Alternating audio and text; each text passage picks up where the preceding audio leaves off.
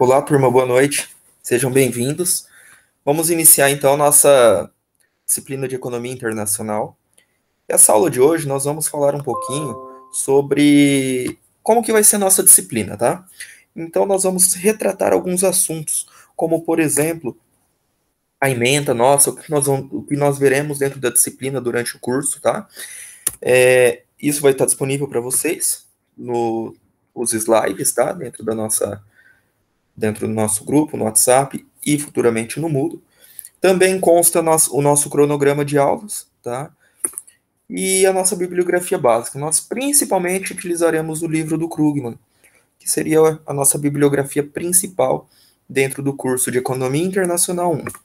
Bom, antes de tudo, eu quero falar rapidamente com vocês de alguns assuntos. O porquê estudar Economia Internacional? O porquê que isso é importante para nós dentro de um curso de Economia, tá? Então, nada mais é importante do que estudar as nações, né? Estudar a economia de todas as nações, sejam elas essas nações desenvolvidas ou subdesenvolvidas ou em desenvolvimento.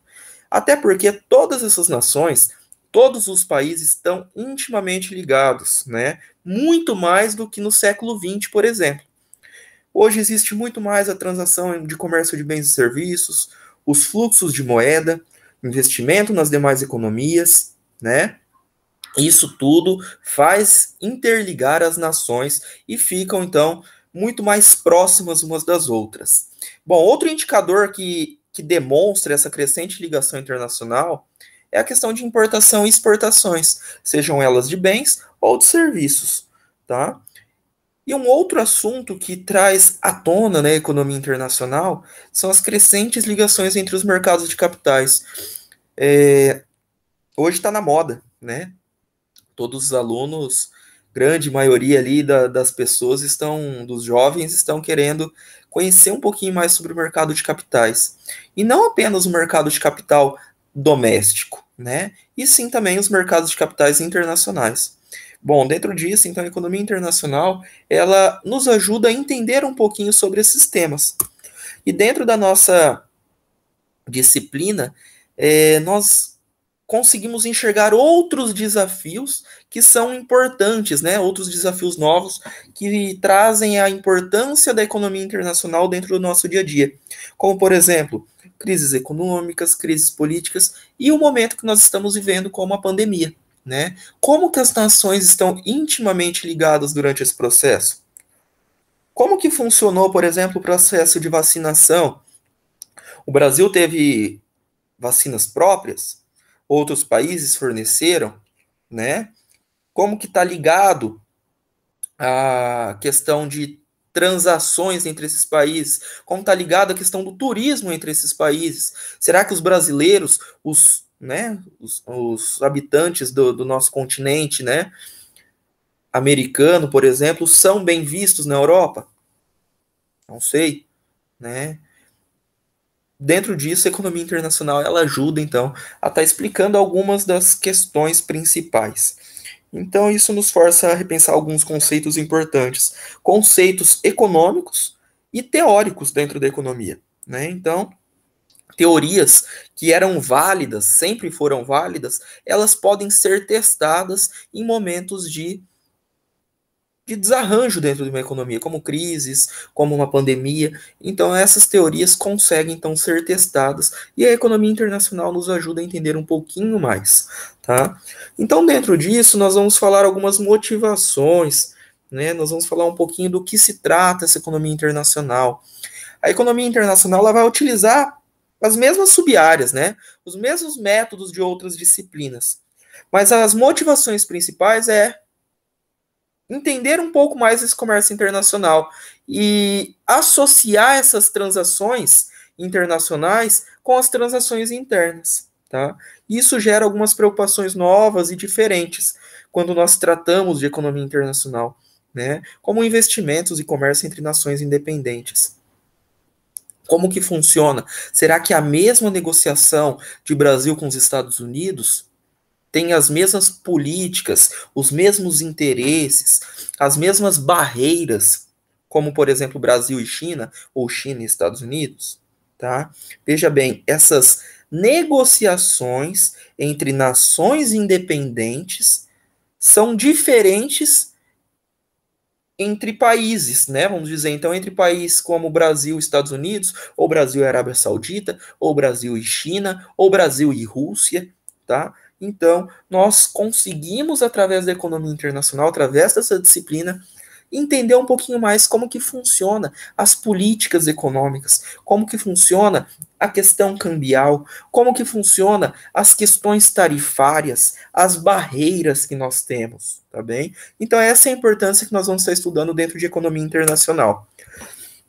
E teremos 7 temas principais dentro da nossa disciplina, como os ganhos de comércio, padrão do comércio, protecionismo, balanço de pagamentos, determinação da taxa de câmbio, coordenação das políticas econômicas internacionais e mercado internacional de capitais. Vamos falar rapidamente sobre esses 7 temas, né, decorrentes e 7 temas recorrentes dentro da nosso estudo da economia internacional para vocês entenderem, então, como que vai funcionar a nossa disciplina. O primeiro deles são os ganhos do comércio. E eu deixo uma pergunta inicial. Será que os brasileiros não deveriam comprar bens brasileiros sempre que possível? Para ajudar a gerar emprego no Brasil? Ou seja, será que os brasileiros deveriam comprar bens de outros países, como dos Estados Unidos, da Coreia do Sul, da China? Isso não atrapalharia na geração de emprego no Brasil? Não sei, né?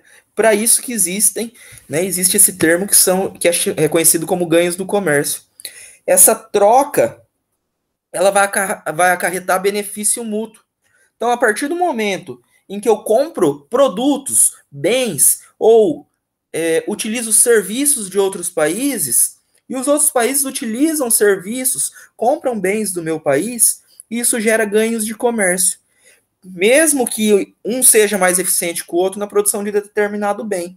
Porque vocês podem dizer, professor, o Brasil é forte na produção agrícola. Os Estados Unidos é forte em tecnologia. Mas, professor, vamos pensar bem, se nós conseguirmos investir um pouco em tecnologia, será que seria benéfico? Não sei. Né? Deveria ser feito um estudo. Mas o que nós podemos entender sobre isso, talvez se o Brasil tivesse que concentrar as forças em algo a mais, isso geraria um prejuízo no seu carro forte, né? Porque nós teríamos uma dispersão dos trabalhadores, uma dispersão de capital investido, tá? Logicamente, hoje um país não vive de um único produto, de um único setor dentro de uma economia. Existem outros setores, mas sempre existe um carro-chefe, né? Sempre existe algo mais forte. E justamente essas trocas entre o que é forte de cada país gera esses ganhos de comércio. Porém, isso também gera alguns problemas, alguns prejuízos dentro de uma sociedade, como, por exemplo, a distribuição de renda, que é algo que nós vamos explicar um pouquinho dentro das nossas aulas, tá bem? Um segundo, então, seria o padrão de comércio. O padrão do comércio ele não pode ser discutido com segurança os efeitos do comércio internacional somente baseado em uma teoria econômica. Né? Então, não posso utilizar somente uma teoria econômica para determinar se um país tem um padrão de comércio. Ou seja, por que o Brasil exporta soja, a Arábia Saudita exporta petróleo, o Japão vai exportar automóveis, os Estados Unidos aviões? David Ricardo vai explicar isso. Nosso tema da nossa próxima aula provavelmente vai ser falado sobre David Ricardo. Ele vai explicar o quê? Que vai explicar essa questão do comércio em termos das diferenças internacionais na produtividade do trabalho. Tá? A Arábia Saudita, por exemplo, ela aproveita que ela tem uma grande quantidade de petróleo no seu país. Então, logicamente, ela vai exportar petróleo. O Brasil tem terras favoráveis para a plantação de soja. Isso, então, vai fazer com que o Brasil seja um exportador de soja. Tá? O Japão se investe muito em tecnologia, se investe muito no estudo, se investe muito na educação das pessoas. E isso vai favorecer, então, para a implementação de uma indústria mais tecnológica. Tá? E isso vai gerando, então, padrão dentro do comércio internacional. Um terceiro ponto é a questão sobre o protecionismo. Eu deixo mais uma pergunta para vocês. Quanto o comércio permitir, Quanto isso pode ser saudável para as indústrias domésticas? Essas perguntas surgiram principalmente no século XX, quando se começou a ter mais em mente a questão do comércio internacional. Ah, como que os países devem determinar suas políticas protecionistas? Bom, se eu abrir o meu país para a entrada de novas indústrias, de novas empresas de outras localidades, isso vai acabar atrapalhando as minhas indústrias domésticas. Depende, né? Muito protecionismo gera problema também. Nós vimos que indústrias domésticas não conseguiram se desenvolver. Por quê? Porque não tem concorrência. A concorrência leva à perfeição, né? Quando se tem concorrência, as indústrias domésticas vão buscar se aperfeiçoar para conseguir entregar um produto de qualidade com preço competitivo. Tá? Então, os conflitos de interesse dentro das nações normalmente impactam mais a determinação da política comercial do que os conflitos de interesse entre as nações. Ou seja, geralmente o protecionismo ele gera maior problema dentro das nações do que entre as nações. Existem outros, né, pontos a serem tocados sobre o protecionismo, como, por exemplo, política interna. Tá? Então, esse é um assunto que nós vamos trazer também com maiores detalhes dentro das nossas aulas. Um outro ponto é sobre a balança de pagamentos, balanço de pagamentos. E eu deixo também uma pergunta, que muitas vezes surge para os alunos. Professor, se eu vejo lá o balanço de pagamentos e vejo um superávit comercial para o meu país, isso é bom, né? E se eu vejo que está com déficit comercial, é ruim? Nem sempre. Cuidado. Vejam bem, nós temos períodos dentro de uma economia. Nós temos crises econômicas. Nós temos problemas de períodos como vivemos agora em pandemia, né? No ano de 2021 nós estamos ainda em pandemia. E isso gera então alguns problemas. E isso reflete também dentro do balanço de pagamentos. Um exemplo bem claro, o Brasil, historicamente, tem superávit comercial. Os Estados Unidos, historicamente, tem déficit comercial. Significa o quê? Que o Brasil é melhor que os Estados Unidos? Não necessariamente, né? O superávit comercial ele pode ter ocorrido por uma crise econômica e financeira. Então, por exemplo, um momento de pandemia, um momento de crise, o país busca se fechar um pouquinho mais, onde talvez também não consegue ter grandes exportações, e ele tem que importar para suprir as necessidades. No momento de pandemia aconteceu isso, né? Grandes empresas quebraram dentro do seu país. Ou, por exemplo, as produções caíram. Então, para suprir as necessidades básicas das pessoas, muitas vezes tivemos que importar. E isso faz com que a importação é maior que a exportação. Pode gerar, então, um déficit comercial. Tá? Mas para compreender o que o balanço de pagamentos de um país significa, é preciso examinar sempre dentro de um contexto de uma análise econômica. Como, por exemplo, momentos, né, diferentes, momentos fora do normal dentro da economia. Sobre a determinação da taxa de câmbio. As taxas de câmbio já aconteceram de diversas formas, tá? Existem países que utilizam taxas fixadas, fixada atrelada a algo, como ao dólar, a ouro. Existem países que podem utilizar totalmente flutuantes, deixa o mercado assumir qual que é a taxa necessária. Existem países que colocam bandas, deixa o mercado se regular automaticamente dentro de uma certa banda, tá? O real, há 10 anos atrás, era muito mais valorizado perante o dólar do que atualmente. Né? Antigamente, um dólar valia, por exemplo, R$ 2.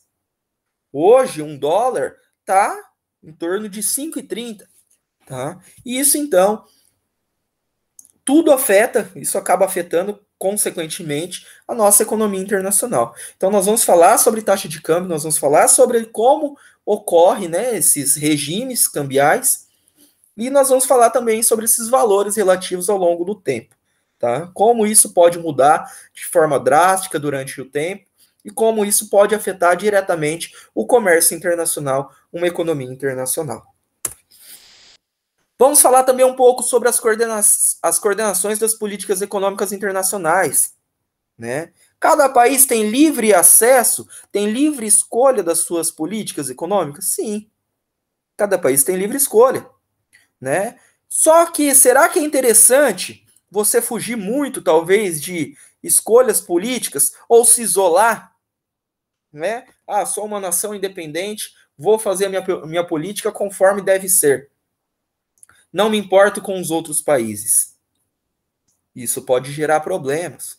Ou como, por exemplo, uma política econômica de um país forte, como por exemplo os Estados Unidos, determina que as taxas de juros daquele país vai aumentar 0,25%. Qual vai ser o impacto desse aumento da taxa de juros dos Estados Unidos para o resto do mundo? Muito provavelmente vai acontecer com o que já aconteceu antigamente, fuga de capitais, né?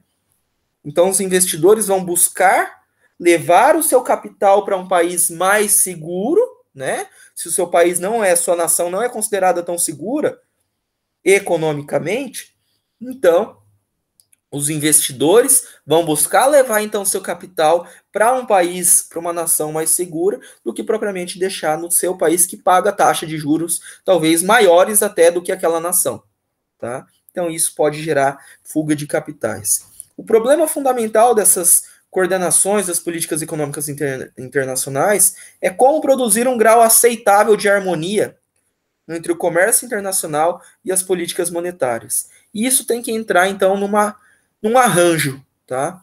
Essa questão da harmonia entre o comércio internacional e as políticas monetárias de países diferentes. E também, né, por fim, nós falaremos um pouco sobre o mercado internacional de capitais. Em qualquer economia desenvolvida, existe um grande mercado de capitais.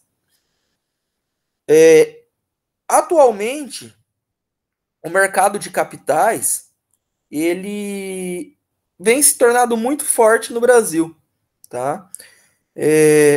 Existem não apenas uma ideia do mercado doméstico, mas nós também temos a troca de dinheiro entre países, né? O mercado de capitais está envolvido a isso. Eu te empresto dinheiro hoje com uma promessa de um pagamento no futuro, né? Como, por exemplo, vamos pegar o governo brasileiro, através de títulos públicos, o que ele faz? Estou emprestando dinheiro para uma população, estou emprestando talvez dinheiro até para nações, de nações diferentes, em troca de promessa. Então você está adquirindo um papel em troca de uma promessa que no futuro você vai receber aquele dinheiro acrescido de juros, tá? Mas os mercados internacionais é diferente um pouco do mercado doméstico de capitais, né? O mercado internacional de capital é diferente um pouco do mercado doméstico de capitais. Por quê? Porque existem maiores riscos. E existem riscos como flutuação na moeda, conforme nós já falamos. O real há 10 anos atrás era mais valorizado que hoje, né? E existe também o risco de inadimplência, o risco de um país dar calote, que isso pode ser medido de algumas maneiras. Como, por exemplo, empresas, né, que fazem o rating, que analisam, então, o risco de um país dar calote.